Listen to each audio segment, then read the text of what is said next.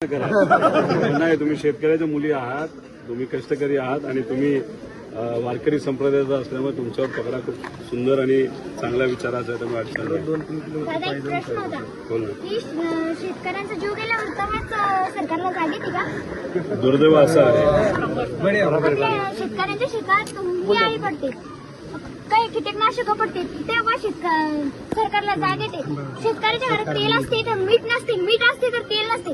तेलाला भाव काय 115 रुपये आणि सोयाबीनला भाव काय 3-4 हजार रुपये. शेतकऱ्याला काय पुरू राहिले?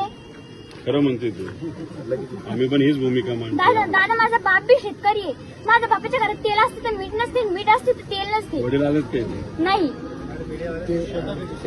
गव्हर्नमेंट शाळेत आहे तुम्ही, प्रायव्हेट शाळा. तू जे भूमिका मांडली ती खरी भूमिका आहे. तुला हे माहिती आहे का, भारतात सगळ्यात जास्त सोयाबीन केलं जातं, कापूस केला जातो आणि एवढ्या मोठ्या प्रमाणात कापूस करून ज्याच्यात तुमच्या 4 पैसे घरात यायला लागतात.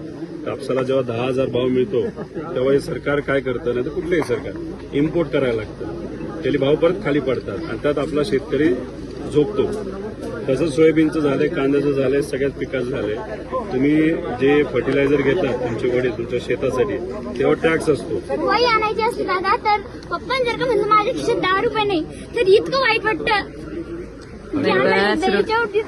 नको करू, आम्ही तीच भूमिका घेतोय. तुला एक माहिती का, मी विरोधी पक्षातला आमदार आहे, पण मी जर आज निर्णय घेतला असता, नाही तर काल निर्णय घेतला असता, तर मी आज मंत्री सुद्धा झालो असतो, नाही तर पदाधिकारी झालो असतो. पण मी या सरकारबरोबर का नाही जात?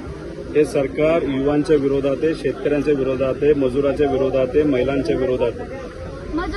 मजुरी जर का करायला गेलं तर लोक त्यांच्या वावरात तर खूपच राबून घेते, पण रोज बी 200-250 रुपये फक्त हातावर टेकवतात मजुराजी. आणि दुसरं तुला काय माहितीये का, सरकारला असं मत आहे की लाडक्या बहिणींना महिन्याला 1500 रुपये दिले, आम्ही त्यांच्या उपकार केले, बाकी काही मदत नाही केली तरी चालतं, असं सरकारचं मत आहे. 1500 रुपयात काय होणार आहे का महिन्याला? 1500 रुपये नाही दिले चालते दादा, पण आमच्या मालांना भाव द्या. पण तू आता कितवीत आहेस? 8वी. बरं, आता 11वी 12वी कुठून करणार? 11वी 12वी पप्पा आमची एकर शेती, तर पप्पा चांगलं मोठ्या कॉलेजात घ्यायचं. तुझ्या घरचा काका मामा भाऊ मोठा आहे का कोणी?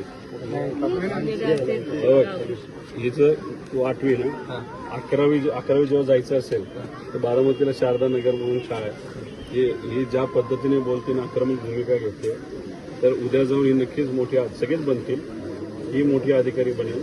आणि ती बनत असताना आमचंही त्याच्यामध्ये एक सेवा म्हणून काही मदत म्हणून ही जी 11वी 12वी आणि नंतर पण तिला त्याच संस्थेमध्ये जर करायचं झालं तर सगळी जबाबदारी मी घेत आहे, असा शब्द व्हिडिओ काढलेला आहे.